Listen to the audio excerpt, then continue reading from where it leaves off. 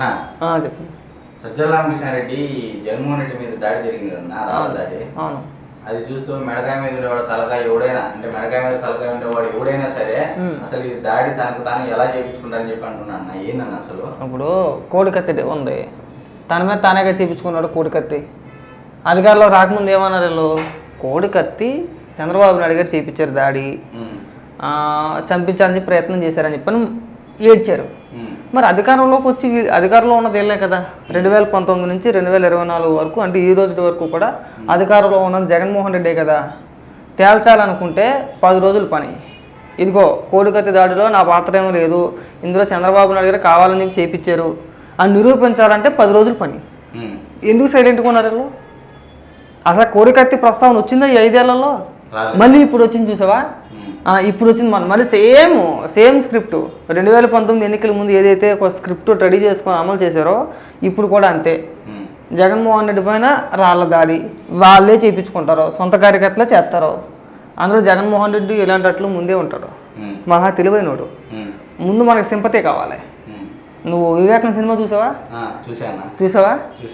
అందులో నువ్వు ఏదైనా చెయ్యి, సింపతి రావాలని చెప్పేసి అంటే బాబాయ్నే ఇచ్చారు అప్పుడు.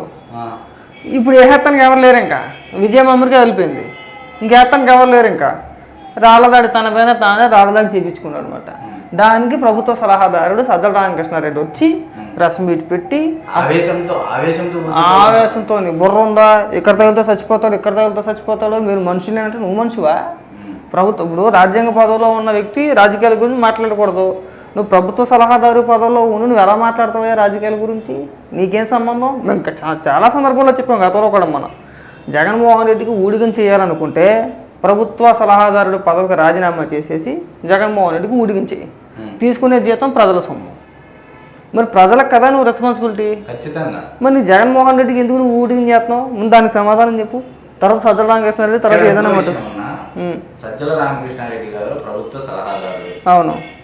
లాస్ట్ టైం పోయినసారి ఎలక్షన్లో వివేకానంద రెడ్డి గారి హత్య జరిగిన తర్వాత ఎలక్షన్ టైంలో ఒక గ్యాగ్ ఆర్డర్ తెచ్చుకున్నారు హైకోర్టుకి వెళ్ళి. అంటే ఇది ఎలక్షన్ లో ప్రభావితం చూపిస్తుంది అంశము, ఎవరు మాట్లాడకూడదని చెప్పేసి గ్యాగ్ ఆర్డర్ తెచ్చుకున్నారు. దీనిన్న ఇప్పుడు తెచ్చుకుంటారు, దీని మీద కూడా తెచ్చుకుంటారు. అంటే ప్రతిపక్ష నాయకులు కూడా ఏం మాట్లాడాలో సజ్జల రామకృష్ణారెడ్డి గారే చెప్తున్నారు.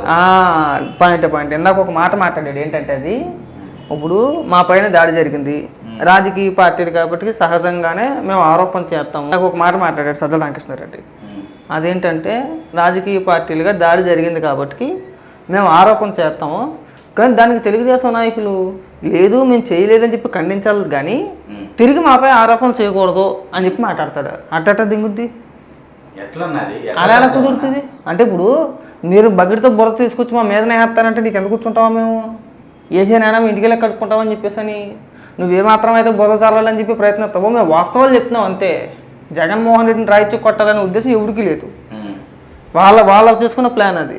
దానికి మన మీద పడితే మనం ఏం చేస్తాం? దానికి సజ్జల రామకృష్ణారెడ్డి ఇలాంటి మాటలు పచ్చి మాటలు ఇక్కడ వద్దు. ఇంకా నువ్వు అసలు దీని గురించి మాట్లాడడానికి సరిపోవు.